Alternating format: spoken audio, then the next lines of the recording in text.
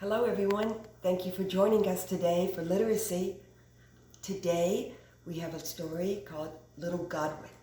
And Little Godwit hatches late to escape the cold Arctic air. He meets different birds who try to make him fit in with them. Little Godwit has to decide if he should stay with the birds or keep flying. How will he find his way? The title of our story today is Little Godwit Finds His Wings.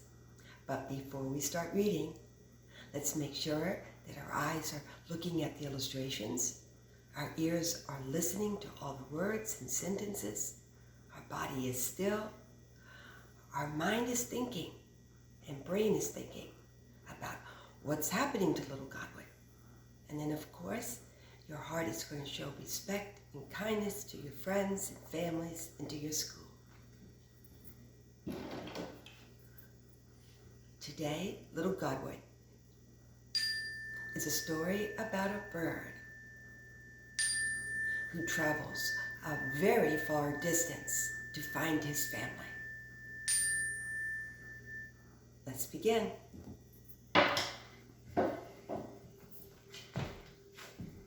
Little Godwit Finds His Wings. The author is Emily Lim Lee, illustrated by John Lim. That's Little Godwit.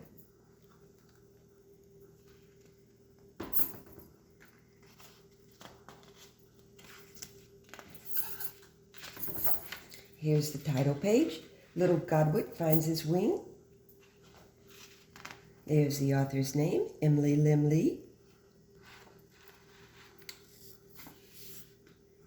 And she begins on this page. In the icy cold Arctic, one last egg sat alone, unhatched, left behind. Finally, one day, crack! Little Godwit peered out and saw Owl. "Have you seen my family?" he asked. "You're late," Owl said. "Your family has flown far south by now." Little Godwit looked up and saw the moon, beaming at him. He fluttered his wings to fly. "Stay," Owl said. "I'll make you a hunter." Little Godwit hunted.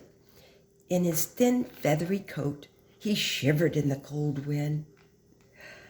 He bounced on his prey, but he was off target. Wow, stay on target.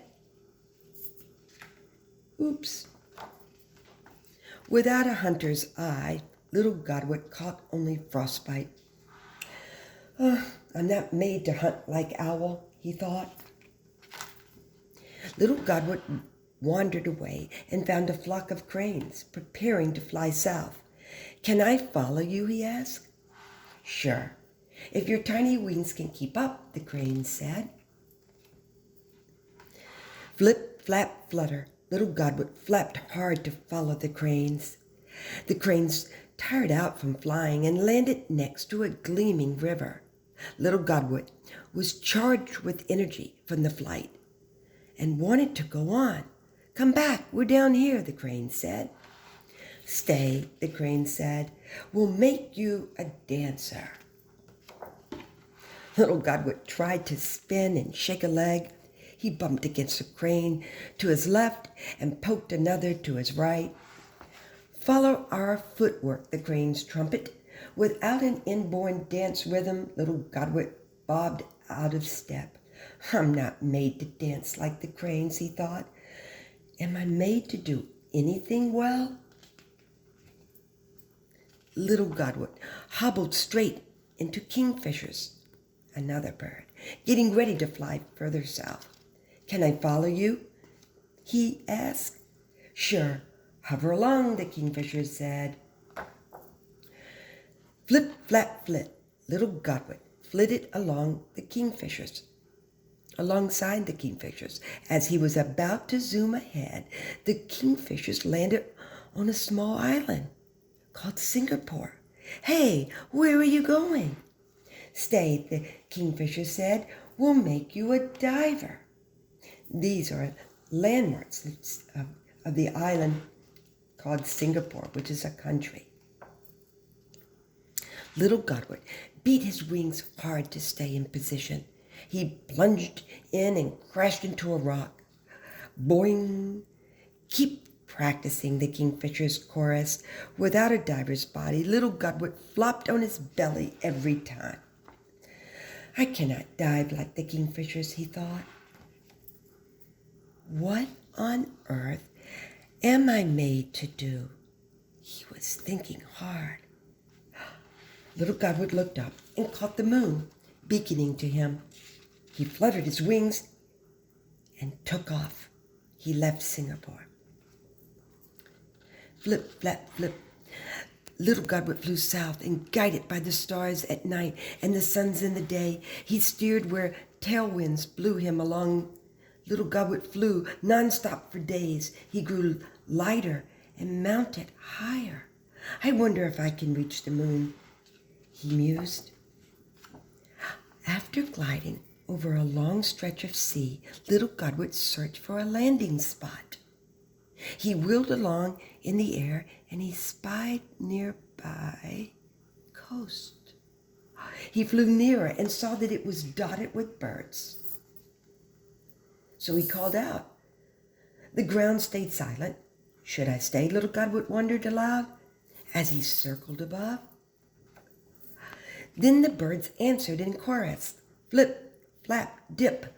Little Godwit swooped down for a closer look. Godwits covered the entire coast. Little Godwit's heart soared as he landed. You're late, son, an old Godwit said. I'm glad you found your wings to get here. So am I, Little Godwit said. Do you always fly here?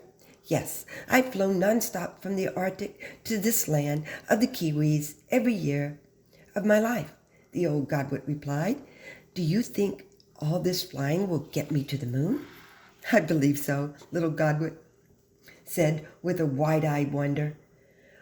We're made to fly as far as the moon. Well, this is a fabulous book that's made up of fiction and nonfiction. But what's really real, it teaches us, is that Godwits are birds, and they migrate, which means they travel. And they live up in this area, in the Arctic, where Alaska is, but they travel all the way down to New Zealand, which took them 9 days. They store enough food in their bellies to fly high. But can you imagine flying 9 days, not stopping and eating? This is where the Godwits come. And when they've settled and rested, and it's time for them to return to their homeland, then they complete another 9 days of flying. It looks like a heart, doesn't it? But remember, all of this color is land, the greens.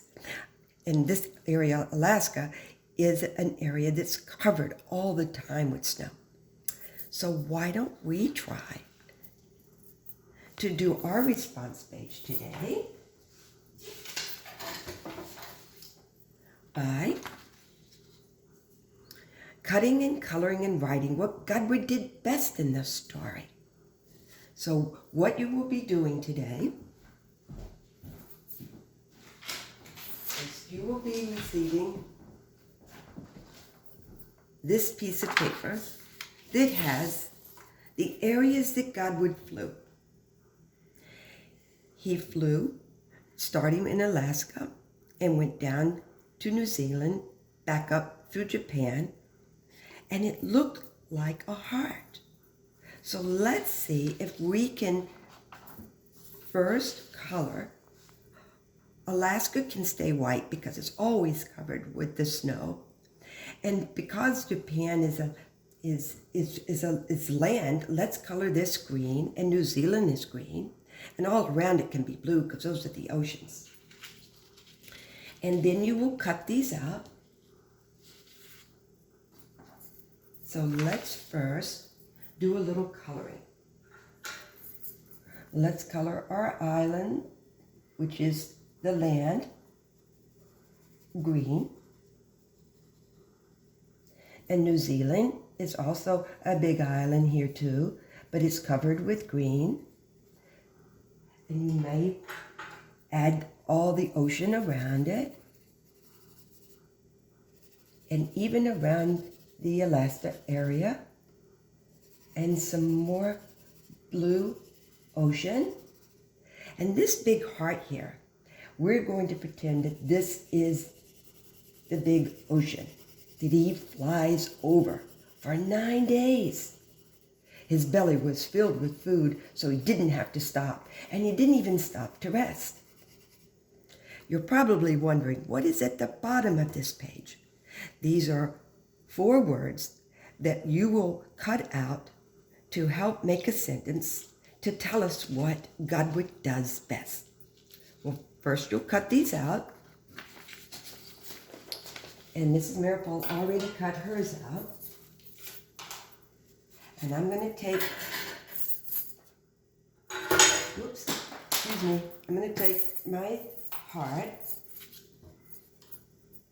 and I'm going to put the heart, which is going to be the big ocean area that he flew over for 9 days, because his route started at his homeland area up in the Arctic near Alaska.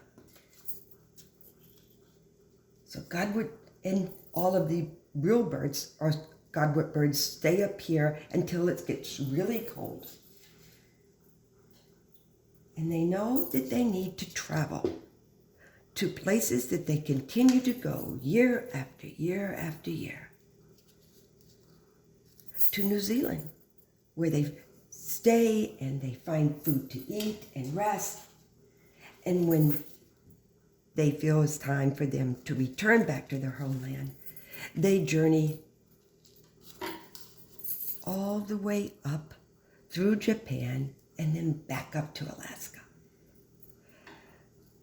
Now you're probably wondering, what does Godwit do best? Well, we know he doesn't hunt, and as well as some of the birds that he met, or dance like the cranes, but what he can do best of all is Godwits can fly very far. Well, I'm going to make this into a sentence. All these words, like we say, we string them together, and it makes a sentence. Godwit can fly very far. Now, when we finish our sentence, we always add some punctuation. And I'm so excited that Godwits can fly very far that I'm going to add an exclamation point today. So this story, Little Godwit Finds His Wings, is again made up of information that teaches us about Godwits, but also gives us a lot of joy in learning about birds, especially the Godwit. Take care.